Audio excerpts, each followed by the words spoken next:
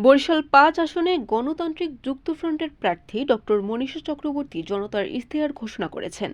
গতকাল শুক্রবার বিকেলে নগরীর সদর রোড অশ্বিনী হল চত্বরে এক সমাবেশে ইশতেহার পাঠ শেষে গণমিছিল করেন তিনি। ইশতেহারে বলা হয়, ব্যবসায়ী, শিল্পপতি ও ধনীদের দলের রাজনীতিবিদরা সংসদকে কোটিপতিদের ক্লাবে পরিণত করেছে। সেই ক্লাব চালানোর টাকা যোগান দেয় দেশের সাধারণ মানুষ। ভোটের লড়াইকে নীতির লড়াইয়ে পরিণত করার জন্য প্রার্থী হয়েছেন ডক্টর মনীষা।